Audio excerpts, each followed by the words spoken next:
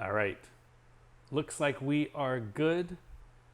Looks like everything is working.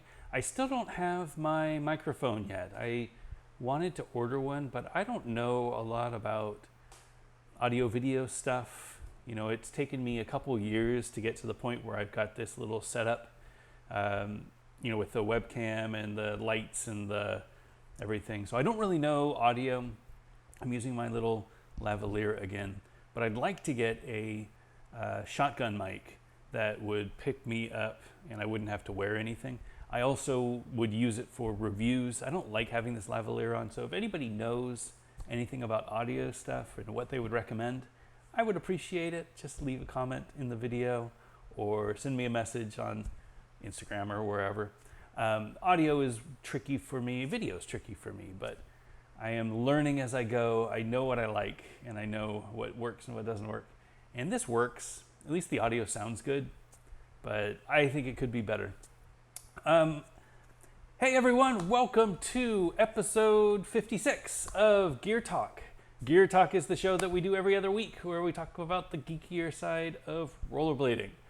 We talk about Trinity 165, 195, UFS, you name it, different mounting systems, 125, 110, 100, 80, 90, 86, 76, 84.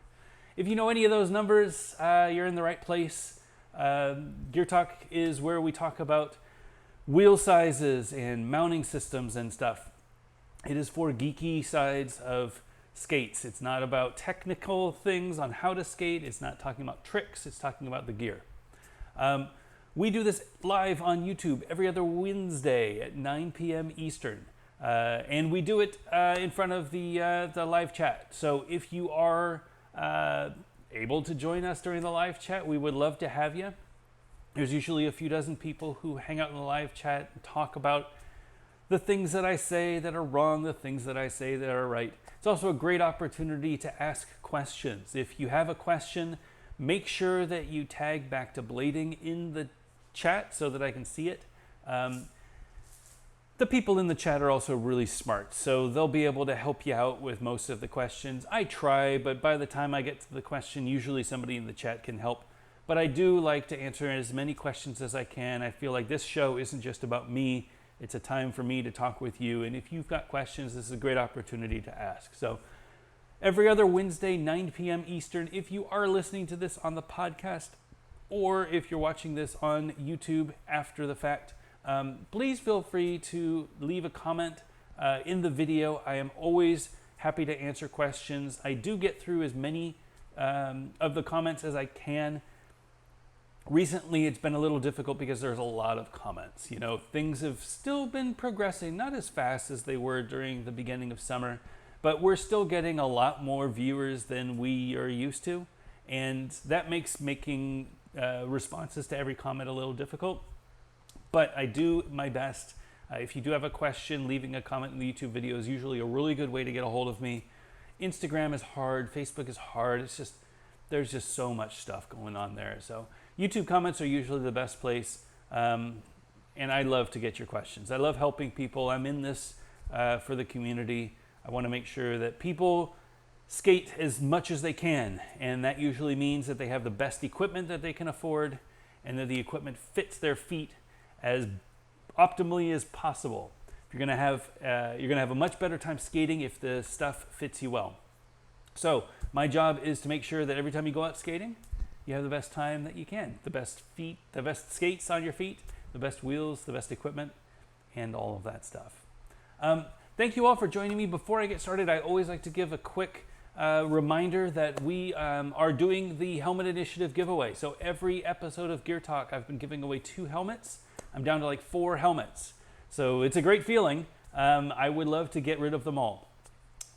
Huge thanks to the helmetinitiative.org for donating some helmets to me so that I can give them away. We actually, seems like every week there's another helmet issue. Our friend Kevin Little fell and hit his head this weekend. He was wearing a helmet, didn't have any issues, no concussions, no problems.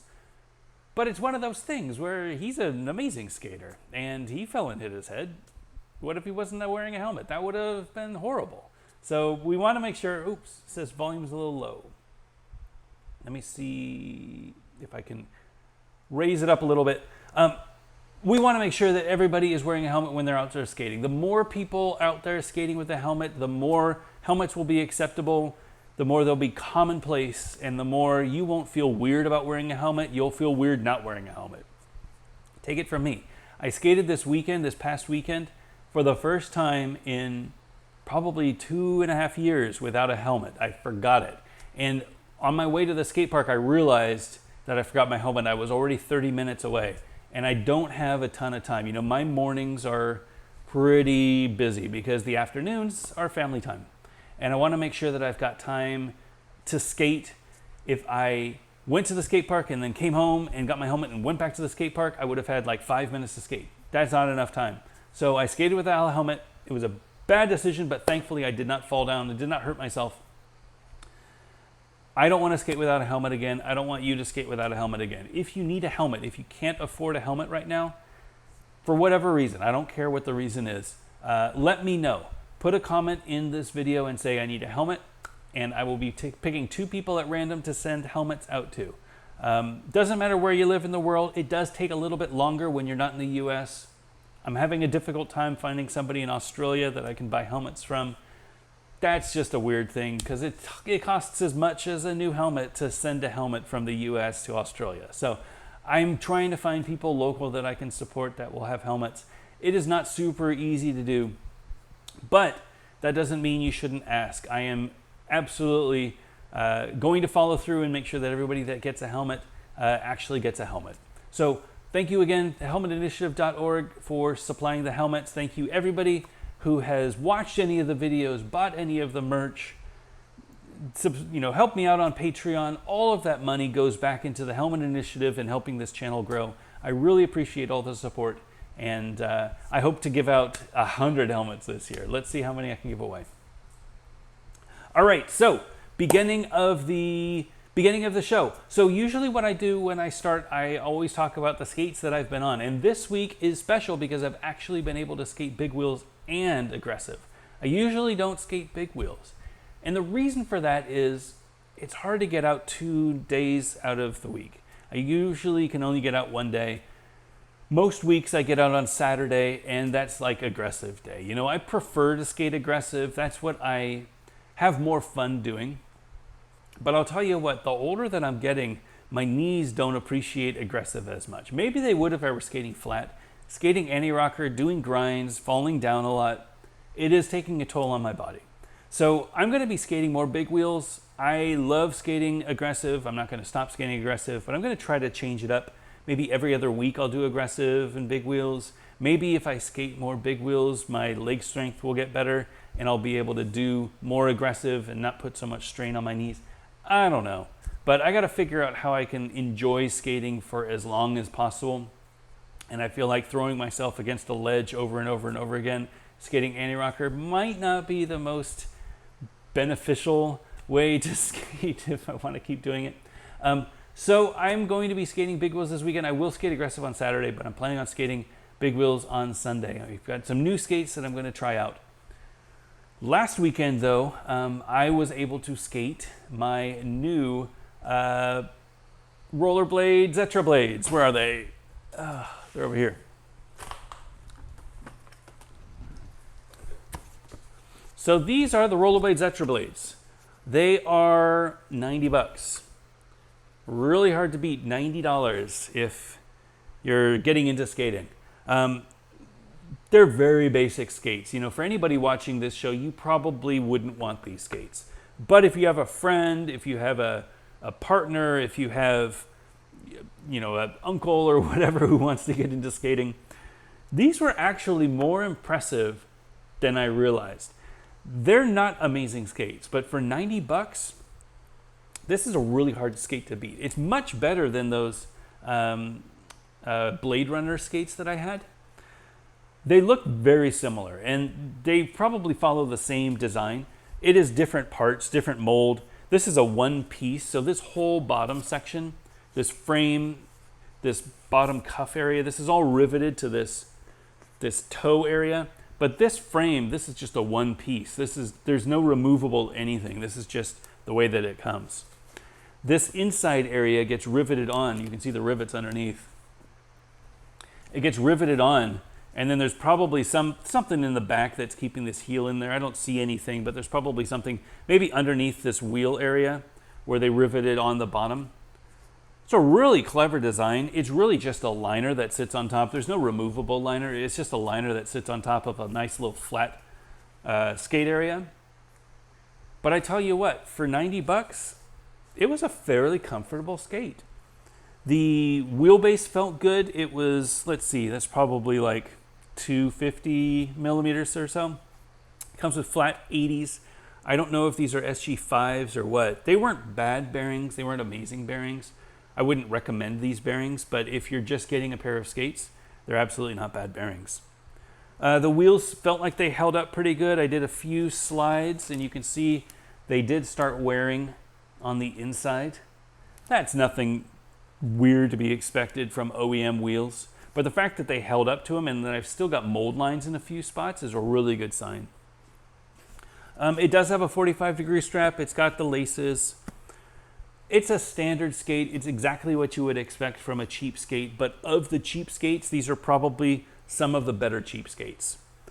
Anything less than $100, you're not going to get much out of them, but I feel like these are probably a really good investment. If you want to get somebody into skating, if they're just interested in it and they don't know if they want to commit, much better than trying to find a used pair at Play It Again or something like that. Getting yourself a brand new pair of skates, break them in the way that they are, you're probably going to have a much better time skating them. What to say about these skates though? So I did my review. I think that they're fine. I think if you're trying to get somebody into skating, these are a pretty good pair. I wouldn't recommend them for anybody who's serious about skating. They fall into that really budget category of, I don't have a lot of money, but I want to try it out. I am giving these skates away. So I've asked the Patreon if anybody is interested in these skates, and I've already had a few people who are interested, so I'm going to flip a coin and see who gets them. I don't need these skates. I know that they're good. They're not for me. But if somebody out there needed them and could find a home for them, I would much rather donate them to somebody and have them find a nice home. So these are the Rollerblade Zetrablades. I think they're a great skate for the price, 90 bucks. You really can't beat it. If you have somebody who's interested in getting into skating, this is probably a really good way to do it. However, if you want to skate the best of the best, maybe. I just bought a pair of the Powerslide Next, and I'm going to be skating those this weekend for my review. And here they are. So these are the Powerslide Next. These things are pretty fierce. They came out maybe 2 years ago, 2018, I think, maybe end of 2018. They are a hard shell Trinity mount boot from Powerslide. So first of all, what is Trinity? Trinity is a different mounting standard. So this is the Trinity mounting standard. There are 3 bolts, one between wheel 3 and 4, but 3 bolts that fasten this frame to the boot. The way they say it is that by moving these front area, because most of your stride comes out of the toes of your feet, the front couple of wheels, by moving the mounting area to the side, it changes where the pressure is and it changes where the responsiveness comes from. So Trinity can give you more responsiveness when you're doing your strides than UFS or a 165, where they have the bolt going straight in the middle. This is the first boot that I know of, the first plastic boot that was Trinity. So we do have a plastic Trinity boot. I already have these zooms. So these zooms are, again, a Trinity mount, but they use an adapter. So this is an old 165 boot. It was the Bronx from Playlife, which was a brand that Powerslide used for cheaper skates. So it wasn't a Powerslide brand, but it was like a sub-brand, kind of like Old Navy and Gap. they made an adapter for Trinity. So these first came out with a 165 mount. They might have even had the frames riveted on. That's probably how they did it. But they have these holes, so they created this Trinity mount adapter so you can put a Trinity frame on there. And I didn't get it through here. I got it through these ones. Where are these? I've got so many Trinity boots now. Uh-oh, where did I had those. I think I dropped them. Oh, here they are. These are the Fusions. So these are all over the place today. These are the Powerslide Fusions. These were $150, and they are very similar to those Zetrablades that I just showed in that they have this sole area, this shoe that gets riveted onto the boot. In this case, rather than have the frame as part of the bottom, they have these little mounting areas for a Trinity frame. So you could mount a Trinity frame onto this boot. It came with these, which are 4 by 90 millimeter. Now, any Trinity frame can fit on any Trinity boot. So this mount matches this mount, which matches the mount for my swells. This is still just a Trinity mount, but it's a different frame altogether. But I could take this frame off and put it on this boot or any other Trinity boot. And again, the reason for Trinity is that you want to have the mounts on the outside of the front so that when you're doing your strides, you have a bit more responsiveness. Again, at least that's the way that they sell it. I don't know that I'm a good enough skater to really see the difference, but this is why I test. I want to see if I can tell the difference between a 165 mount and a Trinity mount. I do have some 165 mounts. That's the standard mount. These Flying Eagle F7s. These are a 165, and you can see that they're 2-bolt system for mounting onto the boot. Not a huge revolutionary change. This 165 mount has been around forever, and this is the standard. This is what most skates use. So if you buy a 165 mount frame, odds are you can find another 165 mount boot pretty easily and just put this frame right on there. Trinity is supposed to give you a little bit more advantage. Not only allow it to be a little lower, but allow it to be more responsive. So I've had a few plastic 165 mount boots before. I've had this Flying Eagle F7, and I've had the Powerslide. Can I reach them? No. Powerslide Imperials. Those are both hard shell boots. They're both 165 mounts, but I've never had a hard shell Trinity mount boot that didn't use an adapter. And that is why I'm very interested in this next. This is the first hard shell Trinity boot that I know of that didn't need an adapter or anything. It's Trinity out of the box. This skate was really interesting. So I got these from Oak City. They were $200 and they were boot only. I have so many Trinity frames. I've got a 90, I've got the 125s, I've got some 80s, I've got another set of 125s, and I've got the Flux, which is the 90/100 with the little wing if you want to do soul grinds, or macchios, I guess. I've got plenty of Trinity frames, and what was interesting about the Next is you could buy it boot only. That's a very aggressive boot style purchase. I'm sure that the speed skating market, they also have boot only. You rarely find a boot only setup for a 165 mount. It's just not something that people do. People buy the complete skates, you know. In this case, I got this boot only, and it was a boot only for $200. This Next is really impressive. I love the styling. The styling is very reminiscent of the Majestic 12 to me. Like if you look at these old Volos, you could see the styling. Very, very cool. You could see the change in color, the no texture in the front and the texture here for the toe cap. You can see the swoop that goes around, the straight line that goes around underneath, the little fin in the back with the fin in the back here. It's a really good looking skate. Absolutely love the looks of this skate. It does come with a cranking 45-degree buckle, which I love. Most of these big wheel skates do come with one, and the reason for that is the taller you get, the more support you're going to need in your ankles.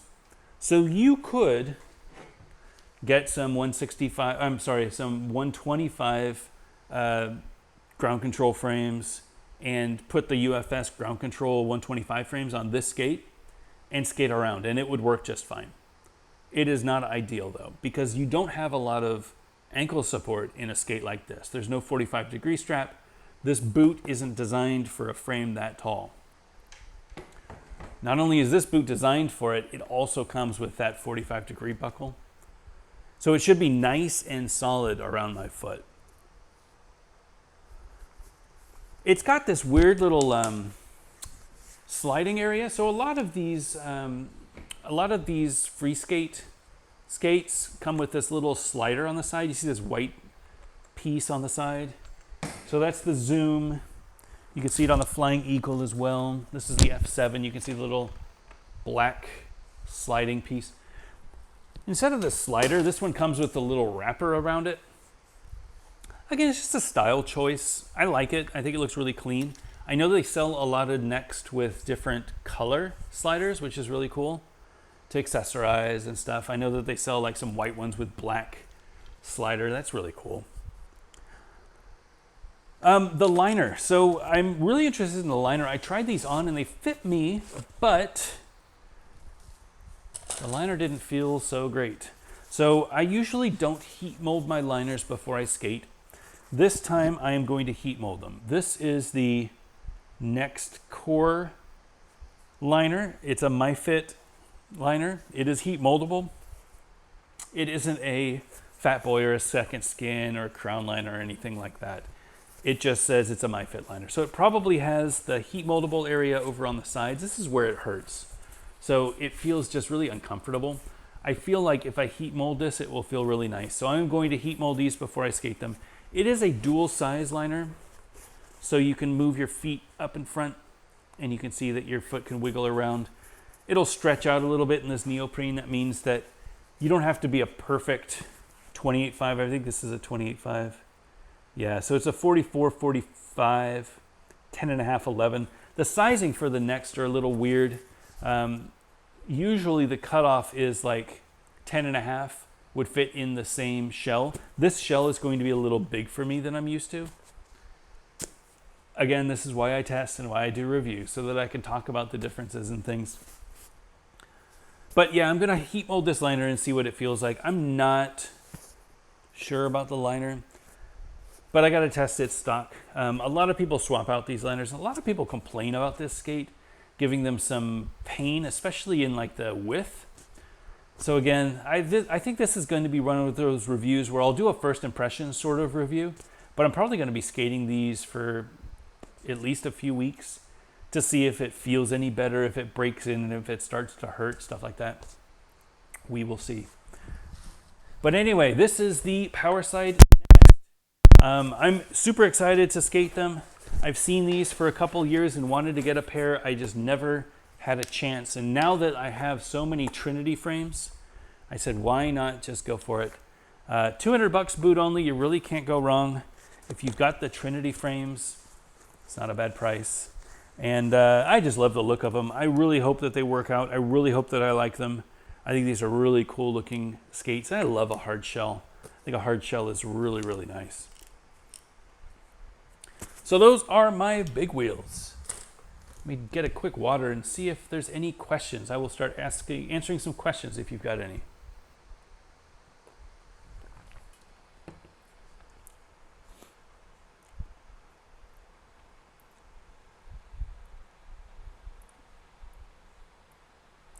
All right.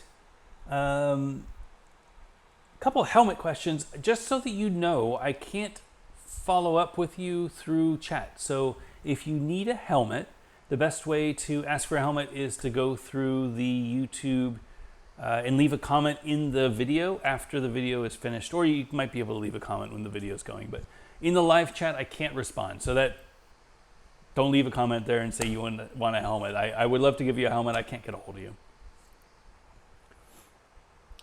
Anuj asks, how do you feel about cuff straps instead of buckles? Some skates come with them. Adapts an Aeon XIX. Have you seen the Kekoa Bogata cuff straps as buckle replacements? Yes, I have seen those. Super interesting, right? So, we were just talking about the Next, and they have two different buckles. These buckles are all the standard ratchet style buckle.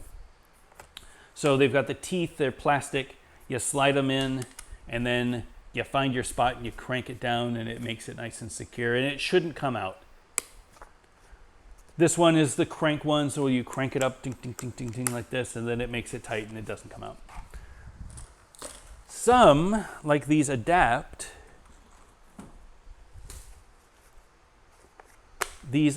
use Velcro. So these buckles are Velcro rather than a buckle. And I don't really have an opinion on them. I don't know which one is better.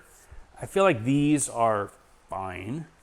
I haven't had any issues with these. The nice thing about the plastic ones is that you can get to the same position every time, and it's not going to slip. With the Velcro, I have had them slip slowly but surely like that, and that's not great. But I don't know. I don't know that there's a difference. I think that I prefer the plastic ones over these, but again, that's maybe just my opinion. You'd have to try them both to see which one you like the best. I don't know anybody aside from that one company, Kekoa, who makes aftermarket Velcro straps, but I'm sure that you could find somebody, or you could make your own maybe. I remember making our own 45-degree straps back in the day, getting some Velcro and just sewing it in and putting it on a strap and making our own with little, what are the O-bolts or whatever they're called. It's not difficult to make, but it's probably difficult to make well. I don't know of any that sell them that are replaceable though. In my eyes, the best buckle is the memory buckle from Rossi's. The nicest thing about the memory buckle from Rossi's is that if you set it once, you set it and forget it. And you just slide it in, and every single time it's the same tightness. It's not going to go anywhere. It doesn't move anywhere. It's not going to wear out. This, in my eyes, is the best buckle. So maybe there's three buckles. There's the standard teeth one, there's the Velcro one, and then there's the Rossi's memory buckle. If you had to pick between the three, I would get the memory buckle every day. I think it's the right one. Anyway, great question. I've never really thought about buckles. I don't know if anybody does. I don't know if there's an aftermarket buckle market. Maybe there is. I haven't really looked into it. That is a good segue, though, to talk about aggressive. So I was able to skate aggressive this weekend. I did finish up my 44 tricks for my 44th birthday, which was August 5th. It took me a long time this year. So when I did 43, I was able to do them in 2 weekends. This time it was 3 weekends. And it was just a mix of hot, a mix of me not being in shape for getting all of these tricks. I also struggle a little bit more when I'm at Marsh versus when I'm at Durham, because the variety of obstacles isn't all that great at Marsh, at least the obstacles that I can skate. At Durham, I feel like I have a bunch of different places that I can do tricks. At Marsh, there's really only a couple. So I was able to get through my 44. I was very, very tired at the end of the day, but I absolutely loved skating the USD 7 sole plate on the USD carbons. There. So this was my first time skating the USD 7s on the USD carbons. Now, the USD carbon comes with a really great sole plate. Can I reach them? Let me see if I can reach them without pulling this off.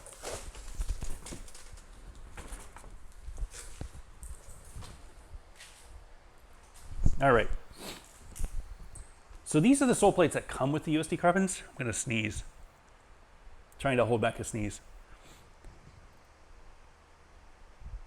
All right, I didn't sneeze.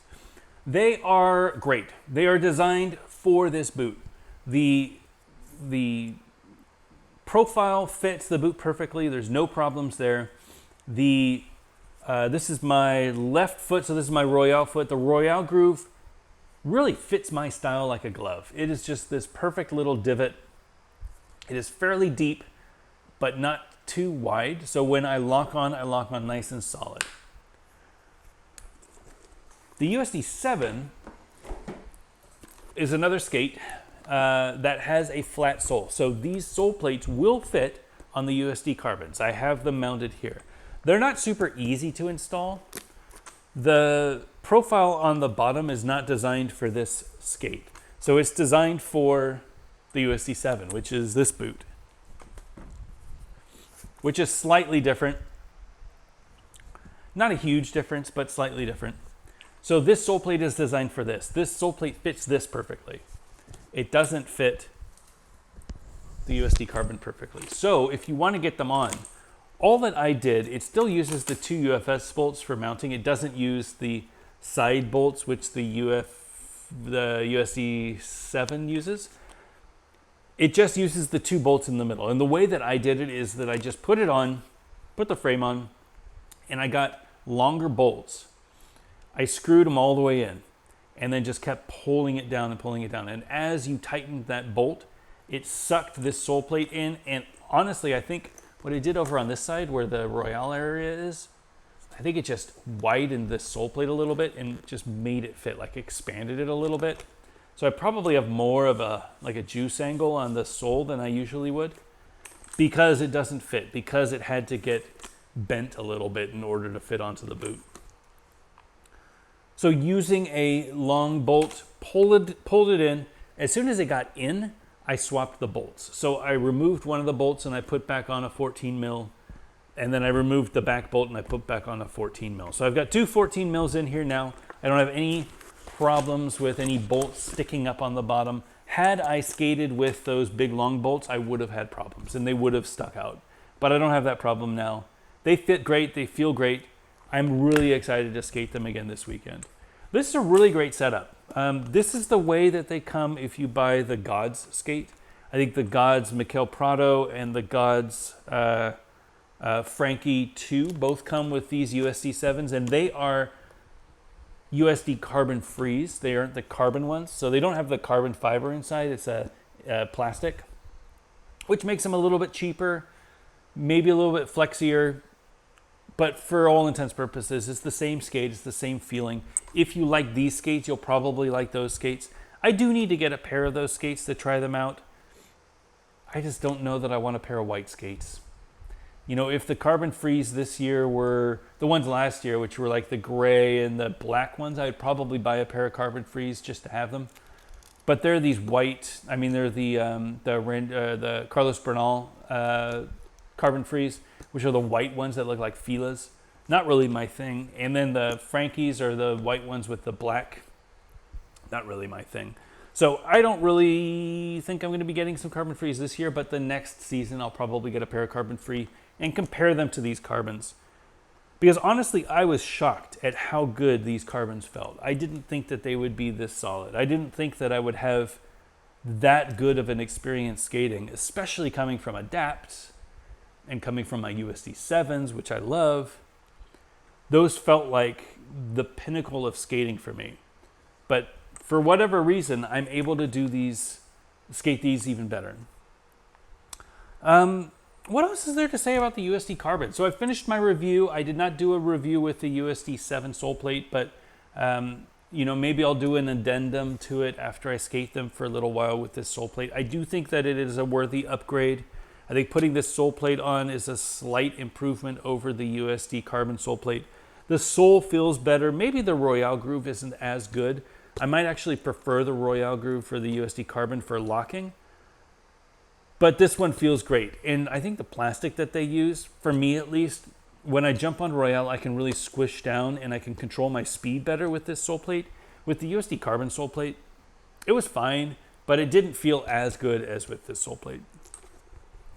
But all in all, it's a great skate. Highly recommend it. I think if you've got the means, you should definitely give them a try. They've been around for a long time. For whatever reason, I just brushed them off as something that I wasn't interested in. But now they're my new favorite skate. This is the skate that I'm going to be skating this weekend. I'm probably, depending on the weather, I'm probably going to be going out to Chapel Hill again. I will probably swap out this setup and I'll put on some 65s. Might even skate flat. Might skate flat, we'll see. Might try skating flat again because it's been a long time since I've skated flat. We just got in the shipment of the 5885s and I love those wheels, so I might just skate those. But definitely going to be in the USD carbons, definitely going to stick with the USD 7 sole plates. I think this is a really killer setup. And yeah, if you have an opportunity to give it a try, do it. Let me know what you think. I don't think you will be disappointed. I think that it is a great setup, and I think you'll really like it.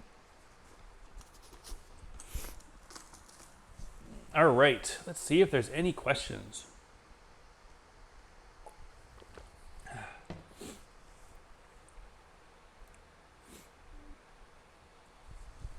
Not a ton of questions tonight. I'm wondering if I'm doing a better job of answering them and people are getting caught up, or if it was the big wheels in the thumbnail that made people not interested in watching. I got to be honest. My audience is primarily aggressive.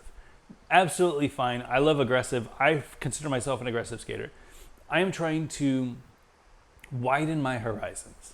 And instead of just skating aggressive, I want to skate big wheels because I feel like there's so much more that I can do out there that I haven't done. I love the idea of just skating fast and just exploring the city. I love the idea of potentially doing slalom someday and trying to learn how to go really fast with like toe control and stuff. All of these things that I never even considered as an aggressive skater, I want to give them a try. So that's something that I'm going to be exploring in the future. I hope that you'll come and join me there. I hope that you'll pick up some big wheels and you'll give it a shot. It is a lot of fun going out and skating around your city. It's just a little different than grinding. I know that grinding is a lot of fun. I absolutely love grinding. And the lower center of gravity that you get with, a UFS frame with like 60s, it's really hard to beat.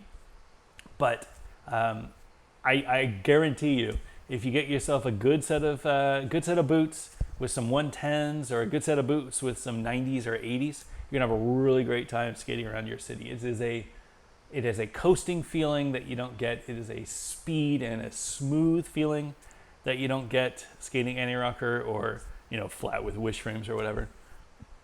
Amazing setup. So I'm going to be doing that a little bit more, but I totally understand if not a lot of people are interested in it. We'll come around. We'll get you to come around.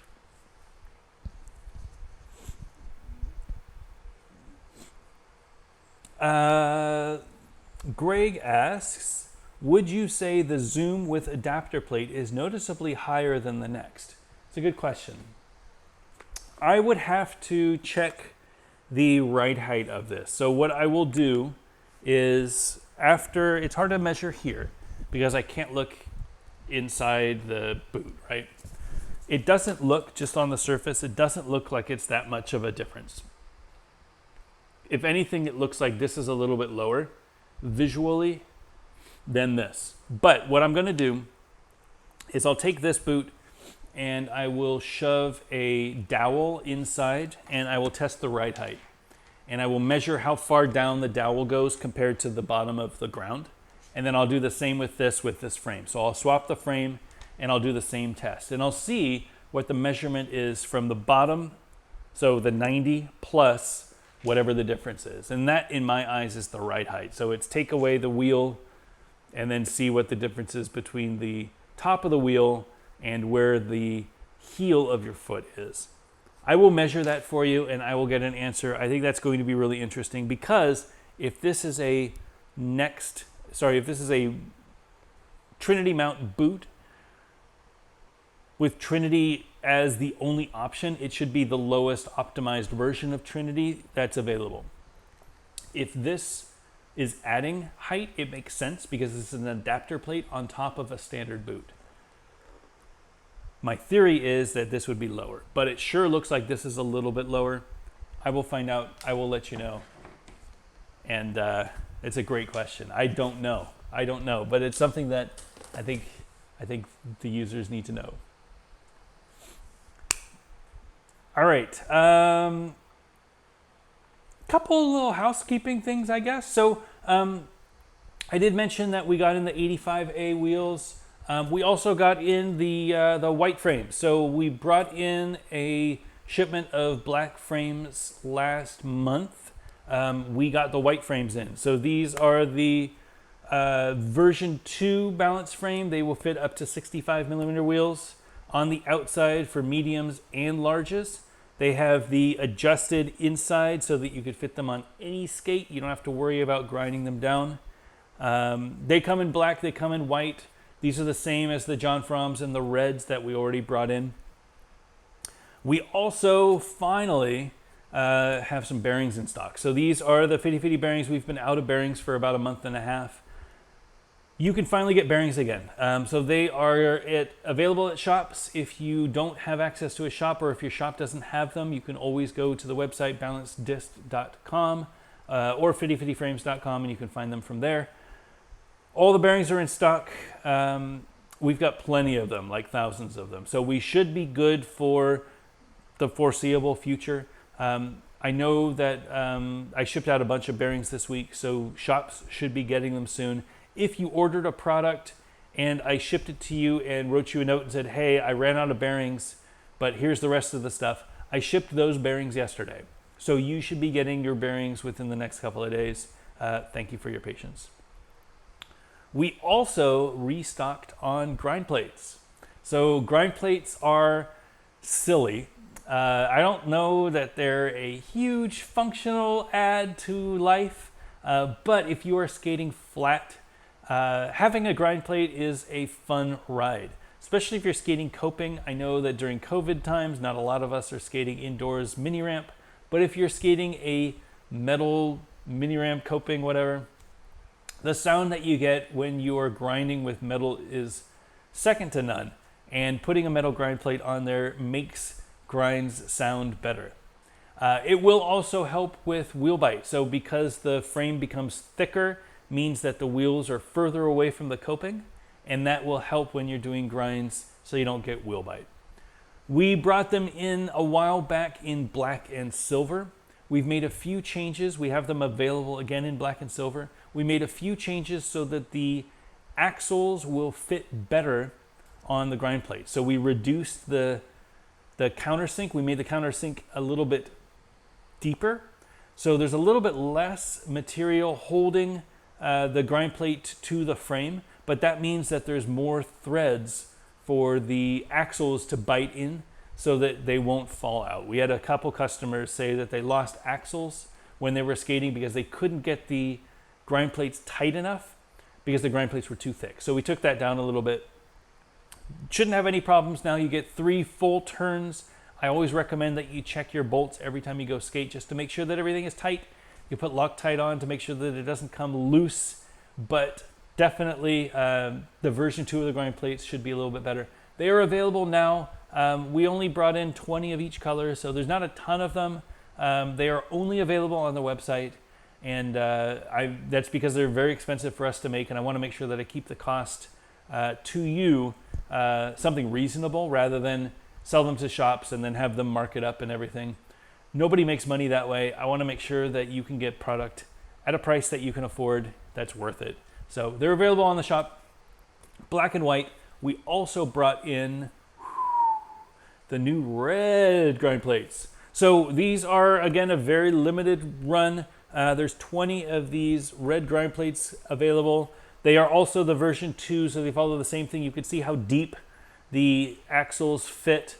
They fit flush with the balance frames. These only fit balance frames, any size balance frame, but the axles now go all the way through. We took down a couple mils, so they shouldn't have a problem coming out or coming loose. Available in black and silver, and now limited edition red. So there's only 20 of these available. If you want them, go get them. They're on the website now, and I think they look great. I mean, red is just an amazing, it's an amazing color. It's more of a It's not the bright, crazy red. It's more of a burgundy, like polished red. But I think you'll love it. They look pretty in person. Anyway, thank you all for the support with my crazy ideas. I was able to sell through the old grind plates the first run, and that allowed me to make a second run. So if I can sell through these, I will keep making them. I think they're fun. You know, they're not going to change the world. They're not going to be this crazy new trend. It's something that I love looking down and seeing grind plates. It's something that I love hearing when I'm grinding coping. Sadly, I don't get to grind coping right now. When I go back to the factory and I'm able to skate my mini ramp, I'll put my grind plates back on. But, you know, if I'm just skating ledges or something like that, that's not for grind plates. I think grind plates are really good when you're skating coping or when you're skating metal, you know, whatever. Maybe metal ledges would be okay. But, you know, I think that they're best when you're skating flat. And for me, when I'm skating ledges, I just like to skate anti-rocker and no grind plates needed then. So anyway, thank you all so much for the support. And yeah, take a look on the website. There's some cool pictures up there. All right, let me see if there's any other questions, and I'm going to wrap it up. I'm starting to get a bit of a runny nose, so I'm hoping that I'm not getting sick. I was holding back a sneeze a little bit ago. The weather here has been crazy. I do wear glasses. I don't wear glasses in the videos, but if you ever see me in person, I do wear glasses.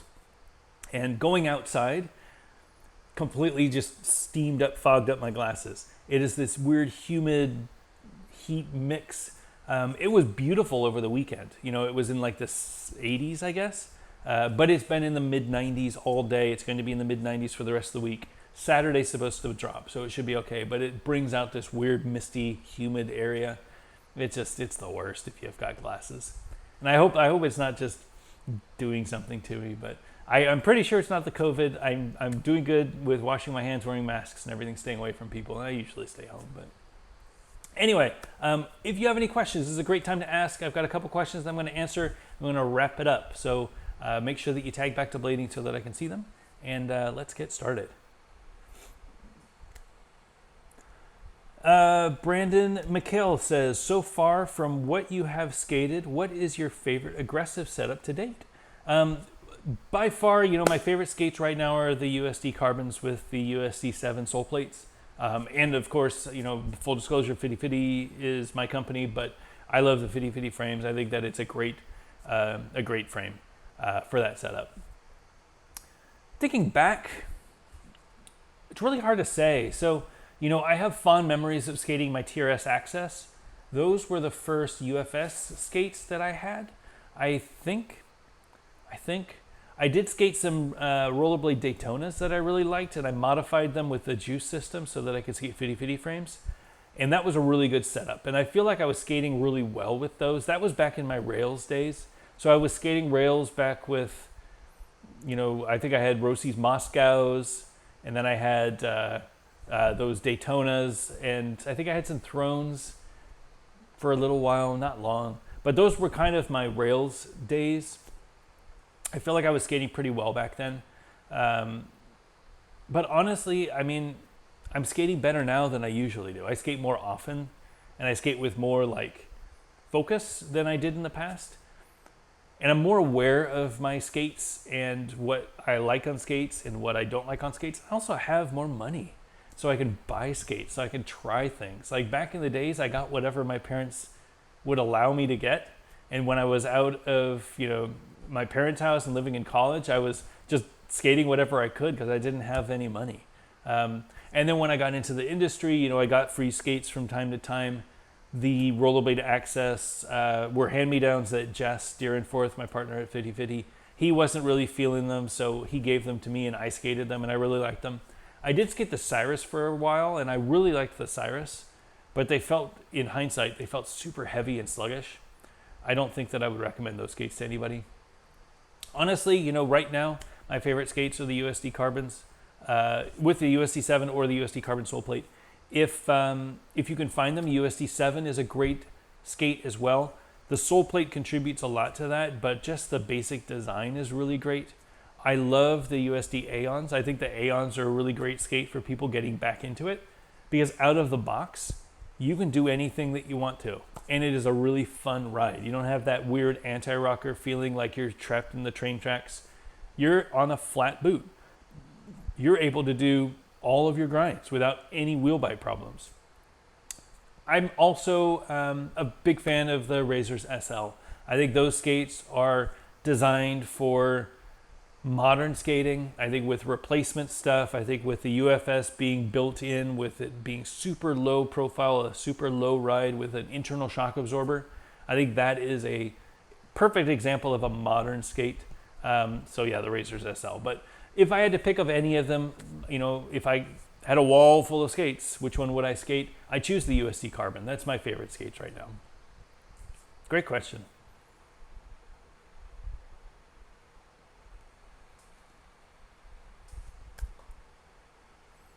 Any thoughts? Oh, David Fernando Cuela Rincon. I don't know if I pronounced that right. I'm sorry.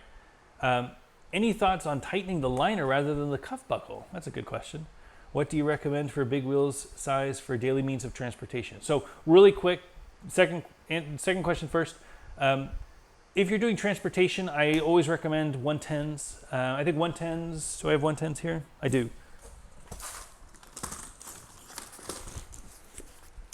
110s are my recommended size for anybody trying to get around. If you're trying to do commuting, if you're going over rough terrain, mixed terrain, I think 110s are the way to go.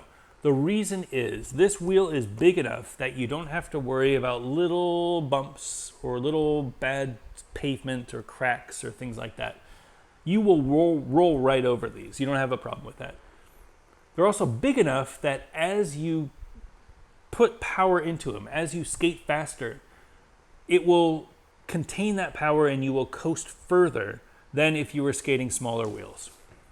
Now, with that logic, why wouldn't you just go with 125s, right? 125s are fine. Two reasons why I don't recommend them. First, very expensive. So these wheels are like, I don't know, like 12 to 15 bucks each. 125s usually start around 15 bucks for a wheel. You can get some cheap ones, don't get me wrong, but if you want to get really good 125 millimeter wheels, you're expecting to pay around 15 bucks a wheel. That will add up. It's a very expensive setup. And if you're skating for transportation, you know, miles a day, you're going to wear through those 125s pretty quickly. I don't know that that is worth doing. I also don't know that the size of the 110 makes that big of a difference over the 125 makes that big of a difference over the 110. I think 110s, you get most of, like 90% of what you would get from a 125, but with a lower ride height and a cheaper wheel and faster acceleration. You might get a little bit less coast. You're probably not going to get any difference with the ride smoothness. I think it's going to be a very similar ride to the 125, but again, fraction of the cost, better acceleration, and lower ride height. So this is my recommendation. I also like the hundreds. I think hundreds are a really good mix as well. But if you've got a frame, it's hard to find a 3x100 frame. If you've got a frame that fits 110s, just ride the 110s. You know, I think the 100s are great because they have a better acceleration, almost as good coast as these. The acceleration is really the key, and a little lower ride height is the key. If you can find some frames that fit 100s really nicely, I think that's a really good option. But yeah, I think 110s is the easy answer. Get yourself, you know, some of these Flying Eagle F7s, get yourself some Powerslide Imperials, get yourself some Powerslide Next or whatever. Some, what are the FR, oh, I can't remember what they're called. But there's a whole bunch of really great, around $200 skates that you can get for 110s for commuting. I think that's what you should do. It's a great question. I would avoid dupes. I don't know if you know of dupes, but dupes are like a shadow. So you use your shoes, and your shoe becomes your liner, and you put your foot in, and the skate then cinches around your shoe. It sounds great in theory, but it doesn't give you the support that you want. It's not as comfortable, in my opinion, it's not as comfortable as just skating a dedicated skate. And for the price, just get yourself a backpack. and put your shoes in your backpack. And then when you get wherever you're going to go, you're going to have to carry around those dupes anyway. So you're going to need a backpack or something for the dupes. So just get yourself a backpack, skate with your shoes. When you get there, just change your shoes and carry your skates just like you would carry your dupes. I think that's the right answer. As far as lacing liners versus the cuff buckle, I've had lace-up liners before. I think the lace-up liner is really good, but the problem with a lace-up liner, to me, is it gives you a false sense of confidence that your foot is nice and comfortable, nice and secure in the boot, when in fact it isn't. You need both. So you need to make sure, if anything, you need the outside buckle more than you need the liner. The liner will be good because it will reduce any movement and it will suck that liner into your foot. So you won't have any areas that could overlap or any movement of, your foot inside the liner. But you're still going to need to tighten that boot around the liner. Otherwise, the liner is just going to move around inside the boot. I've had a few lace-up liners in the past. I've liked them. I usually don't lace up the liners anymore. I just feel like there's so many laces when I'm looking down. I get all flustered and I'm like, I don't know what I'm doing. I'm tightening this and it's not working. I just undo all of the laces for the lace-up liner. Just use the laces in the buckle and the boot, and that seems fine for me. But again, your mileage may vary. You might enjoy that feeling of having a liner suck into your foot. I just haven't found a liner that I liked that did the job. Great question.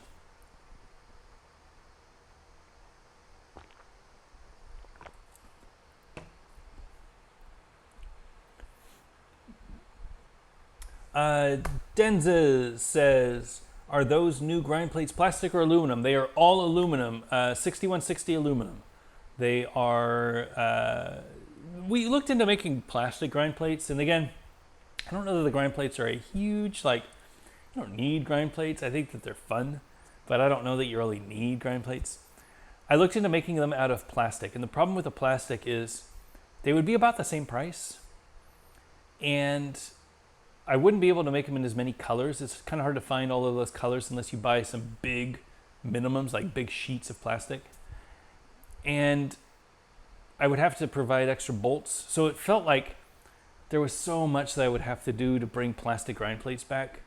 Didn't really feel like it was worth it. With these aluminum grind plates, I have these made locally in Raleigh. It's a nice, small company that makes them. They charge a fair price, and I'm able to sell direct at a fair price. If I were doing plastic, it would probably be more expensive. I don't think that it would be worth it at that price. So I think if you are interested in grind plates, you should definitely look into making your own grind plates. I think that getting yourself a little sheet of UHMW in white is pretty cheap. You can find it on Amazon. You want 1/4 inch. Just measure it out. Drill, figure out what countersinks you need, figure out what groove you want, and you can make your own. And I think it would be a really cool project just to see what it would be like to have grind plates again. I don't know that they're necessary though. Just my 2 cents. K. Steezy says, are you planning on making a 65mm wheel in 88A? Maybe for the Wish medium frame. Maybe. Do I have a 65? Where are they? I had 65s. I don't know where they went. Are these 65s? No, these are 60s. I don't have a 65 out here. We do make 65mm wheels. So the nice thing about 65mm wheels is that because the New Balance frames can fit bigger wheels on the outside, you can ride 65s. I do have balance frames. Where did they go? Oh, here they are. Because we made this modification on the outside, you can ride 65mm wheels on the outside, and 65s on the outside are a really nice setup for any rocker. We do have a few different frames on the market that fit 65s. So the ground control mega frames work really well. There are the Wish medium frames fit 65s on the outside, 58s on the inside. That's a really great setup. Is that it for 65s? The mushroom blading frames that you can't buy? I guess the Symmetrics frames, you can get them with the adapts and you can ride 65s, but really that's it. There's not a lot of frames that fit 65 flat. So when doing research for a 65 millimeter wheel, my motivation was, what do we want to make for an anti-rocker wheel? And that's where we came up with 90A. 90A is a really great hardness for skating anti-rocker. You're putting a lot of wear and tear on these outside wheels if you're skating anti-rocker, and you want them to last. So something a little bit harder usually lasts a little bit longer. 90A made the most sense. Add to that, because the 65 millimeter wheels that we have access to, they don't have that big hub. Like if you think of a Famous wheel, which has the aluminum hub and then it's got the ring of urethane on the outside, that hub is super solid. It's not going to wear, it's not going to bounce, it's not going to flex. If that whole wheel was 88A or 85A urethane, you would get a really squishy, sloppy, slow feeling. We can get around that because we only have a small hub. We can get around that by having a harder urethane. So a 90A solid urethane, a little bit harder means that our 65s feel fast. They feel as fast as like an 88 if you were doing a 60 millimeter wheel. But of course that means it's harder for us to make an 88. It's going to be a much more harder ride than an 88A in a 65. I would love to make an 88A 65 millimeter wheel. I don't know that I'm going to. I'd like to get some samples made. My concern is with so much urethane, the 88A isn't going to feel good. It's going to feel sluggish.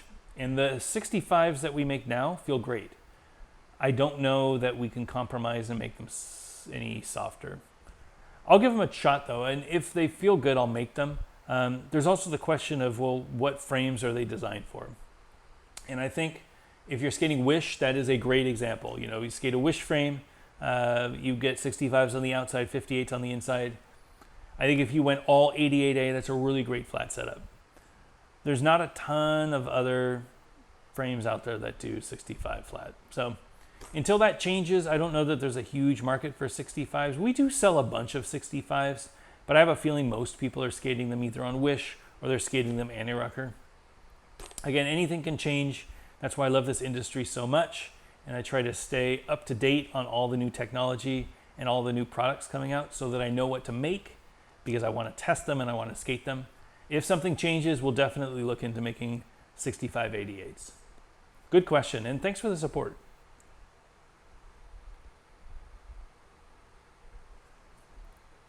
Benjamin Harper, have you found that the soles on the Aeons are stickier than other soles? I've only ever skated Aeons, and all my friends seem to slide grind much more easily on their non-Aeon skates. Yes, that is a great question. They are, in fact, slower.